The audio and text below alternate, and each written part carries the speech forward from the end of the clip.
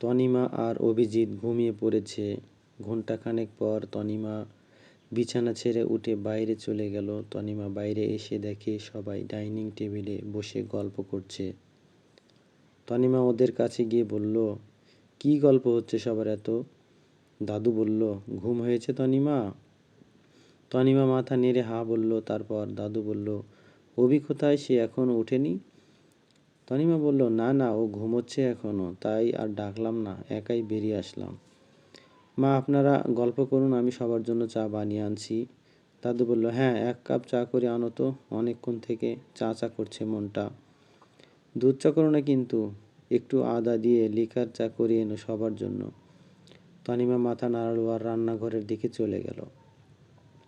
রান্নাঘরে এসে চা বানাতে লাগলো। এদিকে অভিজিৎ ঘুমের মধ্যে স্বপ্ন দেখছে যে তনিমা আর ও সমুদ্রে ঘুরতে গেছে। সমুদ্রের পাড়ে তনিমা সমুদ্রের জল অভিজিতের মুখে ছিটিয়ে দিল, আর অভিজিৎও তনিমার মুখে সমুদ্রের জল ছিটিয়ে দিল। তনিমা অভিজিৎকে ঠেলে দিয়ে ছুটতে লাগলো, আর অভিজিৎও তনিমার পিছন পিছন ছুটতে লাগলো। ছুটতে ছুটতে অভিজিৎ তনিমার হাতটা ধরে টানলো, আর তনিমা ও পুরো কাছাকাছি চলে আসলো। অভিজিৎ তনিমার হাতটা মুড়ে তনিমার কোমরের কাছে নিয়ে গেল আর ওকে পিছন থেকে জড়িয়ে ধরলো। তনিমার চুলগুলো বারবার অভিজিতের মুখে আসছিল বলে অভিজিৎ চুলগুলো হালকা করে ঘাড়ের কাছ থেকে সরিয়ে একপাশে দিল, আর তনিমার ঘাড়ের কাছে একটা কিস করলো। তখনই তনিমা লজ্জা পেয়ে ছুটে যেতে চাচ্ছিল, আর অভিজিৎ তখন তনিমার শাড়ির আঁচলটা টেনে ধরলো। তনিমা থমকে দাঁড়িয়ে অভিজিতের দিকে তাকিয়ে বলল, কি হলো অভিজিৎ, আমার আঁচল ছাড়ো, আমাকে যেতে হবে তো। অভিজিৎ বলল, কোথায় যাবে তুমি আমাকে ছেড়ে? তনিমা বলল, যেতে হবে না, আমাদের 3 মাসের বিয়ে চুক্তি তো শেষ, আমি আর কি করে তোমার কাছে থাকবো বলো। বলে তনিমা হেঁটে হেঁটে সমুদ্রের দিকে চলে যাচ্ছে, আর অভিজিৎ পাগলের মতন ডাকছে, তনিমা যেও না, তনিমা যেও না, দাঁড়াও বলছি, তনিমা আমাকে ছেড়ে যেও না, I love you Tanima, I love you so much, তোমাকে ছাড়া আমি থাকতে পারবো না তনিমা, যেও না। অভিজিৎ ঘুমের মধ্যে যেও না বলে বিড়বিড় করছিল, এবার আচমকা যেও না তনিমা বলে চিৎকার করে উঠে বসলো। অভিজিৎ উঠে দেখে তনিমা ওর পাশে নেই। ও ভয় পেয়ে গেল। তাড়াতাড়ি করে বিছানার থেকে নামতে চাইলো, নামতে গিয়ে পায়ে ব্যথা লাগলো। আউচ! বিছানার পাশে একটা লাঠি রাখা ছিল, সেটা ধরে সাপোর্ট দিয়ে খুঁড়িয়ে খুঁড়িয়ে বাইরে আসলো। ডাইনিং রুমে গিয়ে মাকে জিজ্ঞেস করলো, মা, তনিমা কোথায়? আলপনা দেবী এতক্ষণ গল্প করছিলেন। অভিজিৎকে এরকমভাবে আসতে দেখে উনি সোফা থেকে উঠে বলল, অভি, কি হয়েছে, তুই এরকম একা একা ঘর থেকে বেরিয়েছিস কেন? এখানে আগে বস। অভিজিৎ বলল, আগে তুমি বলো তনিমা কোথায়? ও তো আমার পাশেই দুপুরে শুয়েছিল, এখন কোথায় গেল? দাদু বলল, আরে এত ব্যস্ত হচ্ছিস কেন, কি হয়েছে কি, কোনো দুঃস্বপ্ন দেখেছিস নাকি? অভিজিৎ কারো কথা না শুনে আবার বলল, তনিমা কোথায়? আলপনা দেবী বলল, পাগল ছেলে আমার, বউকে এক চিল চোখ থেকে আড়াল করতে চায় না। তোর তনিমা রান্নাঘরে চা করছে সবার জন্য। তনিমা রান্নাঘর থেকে অভিজিতের আওয়াজ পেয়ে বেরিয়ে এলো, আর এসে বলল, কি হয়েছে অভিজিৎ, তুমি একা একা ঘর থেকে বেরিয়েছো কেন? কোথাও লাগেনি তো? বলে তনিমা অভিজিতের ধরে সোফায় বসিয়ে দিল। আলপনা দেবী হাসতে হাসতে বললেন, তনিমা দেখো, অভি তোমাকে কত ভালোবাসে, তোমাকে এক মুহূর্ত দেখতে পায়নি বলে তাড়াতাড়ি করে লাঠি হাতে বেরিয়ে এসেছে এই পা নিয়ে। দেখো ছেলের কাণ্ড। বলে ওখানে যারা ছিল সবাই হাসতে লাগলো, আর অভিজিৎ তনিমার দিকে এভাবেই তাকিয়ে থাকলো। তনিমা এটা লক্ষ্য করছিল, কিন্তু সবার সামনে প্রশ্ন করলো না। ও চুপচাপ রান্নাঘরে চলে গেল আর চা বানিয়ে সবার জন্য নিয়ে আসে। সবার হাতে কাপ ধরিয়ে দিয়ে লাস্টে অভিজিতের হাতে 1 গ্লাস দুধ হলুদ ওকে দিল।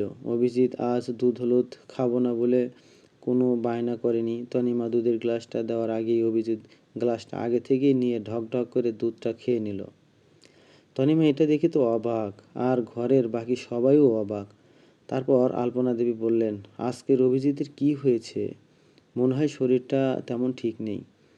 তনিমা, ওকে নিয়ে ঘরে যাও। দাদু চায়ে এক চুমুক দিয়ে বলল, বাহ তনিমা, খুব সুন্দর চা বানিয়েছ, একদম যেরকম আমি চেয়েছিলাম। এবার তোমরা দুজনে ঘরে চলে যাও, মনে হয় অভির শরীরটা ঠিক নেই, ও কোনো দুঃস্বপ্ন দেখেছে। তারপরে তনিমা অভিজিৎকে নিয়ে ঘরে চলে গেল। ঘরে গিয়ে সোফাতে দুজনে গিয়ে বসলো। সোফাতে বসেই তনিমা অভিজিতের দিকে তাকিয়ে প্রশ্ন করলো, তোমার কি হয়েছে অভিজিৎ? তুমি এরকম অদ্ভুত আচরণ করছো কেন?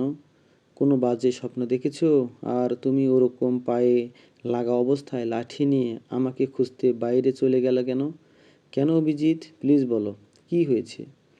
অভিজিৎ তনিমার দিকে তাকিয়ে কিছুক্ষণ চুপ করে থেকে বলল, আমি তোমাকে খুঁজতে বাইরে গিয়েছিলাম। হঠাৎ ঘুম থেকে উঠে দেখি তুমি পাশে নেই, তাই একটু ভয় পেয়ে গিয়েছিলাম। তনিমা জোরে নিঃশ্বাস নিয়ে বলল, হে ভগবান, আমাকে নিয়ে ভয় পাওয়ার কি আছে? আর আমি এখান থেকে কোথায় বা যাব? যতদিন থাকার টাইম ততদিন তো থাকবো। আমার মনে হচ্ছে তুমি কিছু লুকোচ্ছ আমার কাছ থেকে। আমরা তো প্রমিস করেছিলাম না, বলো? কেউ কারো থেকে কিছু লুকাবো না। তাহলে কেন বলছো না সত্যিটা?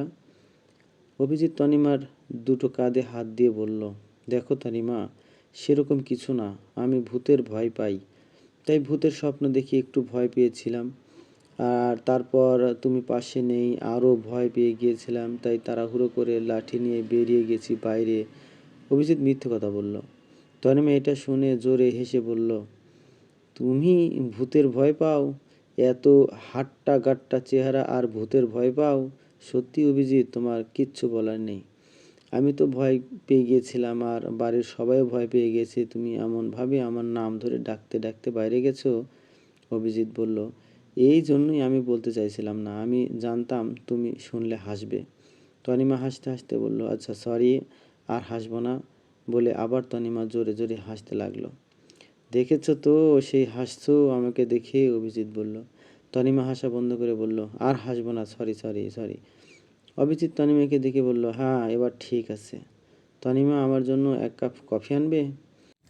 তখন তুমি সবাইকে চা দিলে, আমাকে দুধ হলুদ দিয়েছিলে। তখন নেহাত ভয় পেয়েছিলাম, তাই ঢকঢক করে খেয়ে নিয়েছিলাম। এক কাপ কফি করে আনো না। তনিমা বলল, তুমি বসো, আমি এক্ষুনি আনছি। এটা বলে তনিমা বাইরে চলে গেল। আর এদিকে অভিজিৎ মনে মনে বলছে, আমি তোমাকে সত্যিটা তো বলতে পারতাম, তাহলে বলার সাহস হলো না কেন? তাহলে আমি কি সত্যি তনিমাকে ভালোবেসে ফেলেছি? বলে অভিজিতের মুখে একটা মিষ্টি হাসি ফুটে উঠল। তনিমা কফি নিয়ে ঘরে ঢুকে দেখে অভিজিৎ একা একা বসে হাসছে। তনিমা দরজা দিয়ে ঢুকতে ঢুকতে বলল, কি হয়েছে অভিজিৎ, একা একা হাসছো যে? সেরকম কিছু হয়নি, একটা আগের কথা মনে পড়ে গেল, তাই হাসছিলাম। ও আচ্ছা, এ নাও তোমার কফি। তনিমা অভিজিতের হাতে কফিটা ধরিয়ে দিয়ে বিছানা ঠিক করতে গেল। আর অভিজিৎ সোফাতে বসে কফিতে চুমুক দিচ্ছে আর তনিমার দিকেই তার চোখ দেখছে। তারপরে তনিমা বিছানাতে গুছিয়ে অভিজিতের পাশে গিয়ে বসলো। ততক্ষণে অভিজিতের কফি খাওয়া শেষ। অভিজিৎ কাপটা সেন্টার টেবিলে রেখে তনিমাকে বলল, আচ্ছা তনিমা, একটা কথা জিজ্ঞেস করবো, কিছু মনে করবে না তো? না না, কি যে বলো না। অভিজিৎ বলল, যদি কোনোদিন তন্ময় তোমার লাইফে ফিরে আসতে চায়, তুমি কি ওকে ফিরিয়ে নেবে? তনিমা বিরক্তি মুখে বলল, ওই তন্ময়ের কথা নিয়ে এখনও কেন পড়লে? ওকে নিয়ে আমার একটা কথাও বলার নেই। অভিজিৎ বলল, আমি এমনি জিজ্ঞেস করলাম।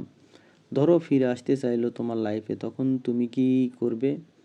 যদি কোনোদিন তন্ময় আমার লাইফে ফিরে আসতে চাইলেও হবে না, সেই দরজা ওর জন্য চিরকালের জন্য বন্ধ হয়ে গেছে।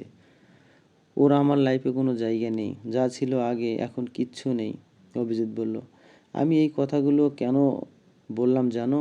তন্ময়ের মেসেজ তোমার ফোনে ঢুকতে দেখে। আমি দেখতে চাইনি, কিন্তু সামনে ফোনটা ছিল, তাই চোখে পড়লো, তাই তোমাকে বললাম। তনিমা বলল, তন্ময় আমাকে মেসেজ করেছে? কিন্তু কেন, আর কখন করলো? অভিজিৎ বলল, তুমি যখন বিছানা ঠিক করছিলে তখন একটা মেসেজ আসলো তোমার ফোনে। আমি ফোনটা তুলে দেখি তন্ময়ের মেসেজ, আর মেসেজে লেখা আছে, তোমার সাথে কথা বলতে চাই, তাই তোমাকে জিজ্ঞেস করলাম। তনিমা বলল, তন্ময় আমার ফোনে কেন এতদিন পরে মেসেজ করেছে? ওর তো কদিন পরেই বিয়ে, তাহলে?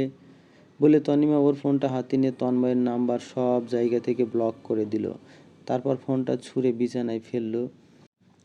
আর অভিজিৎকে বলল, এই তন্ময়ের নাম্বার আমার আগেই ব্লকে ফেলা উচিত ছিল। ও আমার লাইফে ফিরে আসতে চাইলেই আমি ফিরিয়ে নেব, এত সহজ নয়। সব কিছু ভুলে যাব। আমাকে কত মিথ্যে কথা বলেছিল, আমার সাথে এত বেইমানি করেছে, সব ভুলে যাব নাকি? কক্ষনো নয়। তানিমার মুখে এরকম কথা শুনে অভিজিৎ একটু শান্তি পেল। অভিজিৎ জোরে নিঃশ্বাস নিয়ে সোফাতে গিয়ে শুয়ে পড়ল। হঠাৎ অভিজিতের ফোন বেজে উঠল। অভিজিৎ ফোনটা হাতে নিয়ে ওর মুখে একটা আনন্দময় হাসি ফুটে উঠল। তনিমা এটা লক্ষ্য করে বলল, কে ফোন করেছে? অভিজিৎ বলল, তারপরে জানতে হলে পরবর্তী পর্বের জন্য অপেক্ষা করতে হবে। কে এমন ফোন করলো অভিজিতের, সেটা দেখে অভিজিতের মুখে হাসি ফুটে উঠল।